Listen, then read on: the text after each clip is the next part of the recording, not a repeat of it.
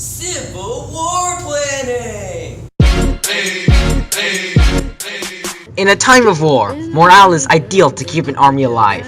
But in the deadliest American war to date, keeping the soldiers motivated will become the deciding factor in the outcome of the war. So, okay, we're gonna attack, right? So go to Atlanta. Okay, yeah. And maybe try, okay, and Charles. Okay, so basically just this whole area. By late May of 1863, the Union already controlled most of the Mississippi, except for the area between Port Hudson and Vicksburg. Resources from either side of the South could travel back and forth in this area. The Union needed to control Vicksburg and decided that a victory here could effectively cut the South in two. This proved to be a rather difficult task. The Confederates, realizing this essential location, set up defenses in a huge 8-mile wall around Vicksburg. Furthermore, Vicksburg was located on a high bluff overlooking the Mississippi, making it nearly impossible to attack by river.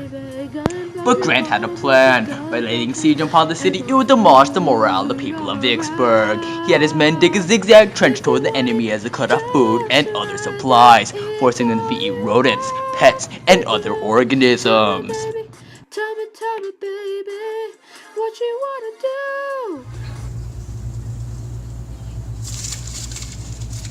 Tastes like chicken. There's nothing to eat. Yes, there is. In the end, Grant's plan worked. The Confederate leader at Vicksburg received a message from many soldiers stating that if he did not surrender, his men would turn on him. This was followed by bombardment from all sides, forcing them into cover. The Confederates surrendered on July 4th. Oh my gosh, the blue coats are coming!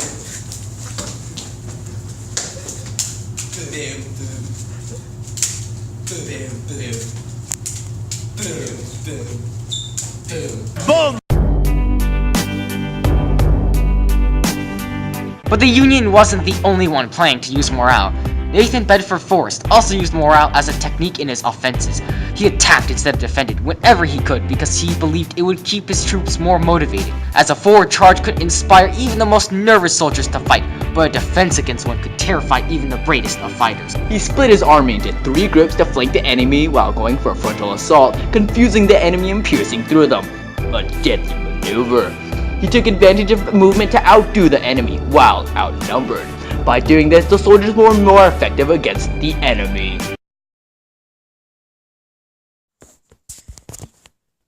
I'm bored from defending all day. Ah!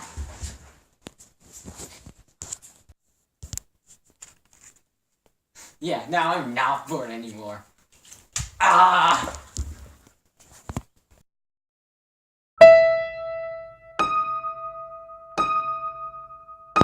Despite the Confederate plans, the Union still found ways to lower these troops' morale.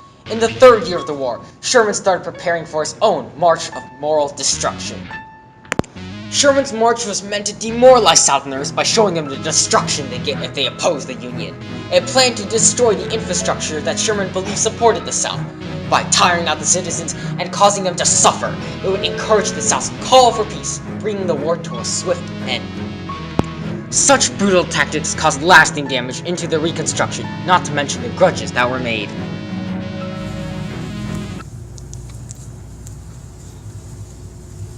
Boom. Boom. Slavery. Boom. Boom.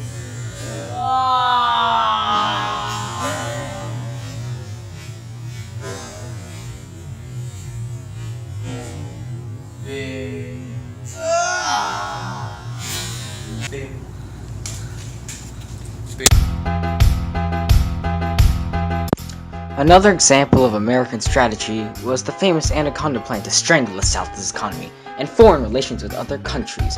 It cut off supplies to weapons that the North could make on its own, and it cut off Southern cotton exports and some slave imports too. The Union government managed to convince other countries that the blockade was an official and legitimate tool of war.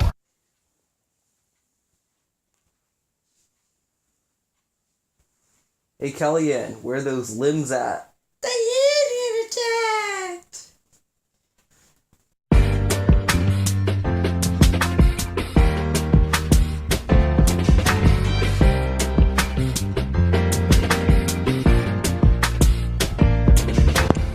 The US has continually used these tactics in more modern wars. In fact, in World War II, both sides utilized the strategy of sieging a lot. This is probably because sieges allow the attacking side to have a reliable way to win, while keeping the amount of casualties low. Not only are sieges still used, but to this day, these enforced offensive tactics are still studied and used in many military situations. Modern soldiers can study his ability to learn about the battlefield. Furthermore, Sherman's ideas also lived on, for in recent wars such as World War I, both sides used carpet bombing to destroy infrastructure including homes, churches, schools, military, and industrial sites. The US also used carpet bombing in the Korean War in hopes of achieving more favorable negotiation.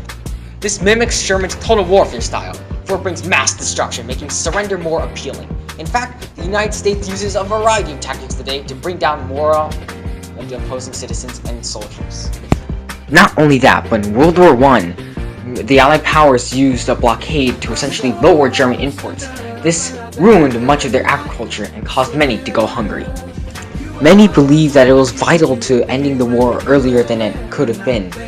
In fact, it was so helpful that it lowered German imports by almost 55% by 1915. This broadcast was brought to you by Samuel and Accented Samuel.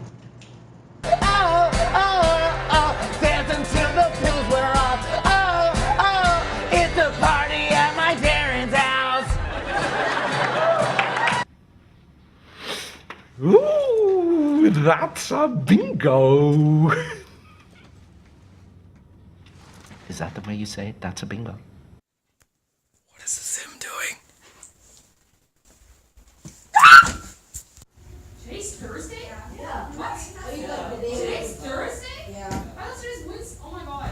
What can you say? That's why you said it.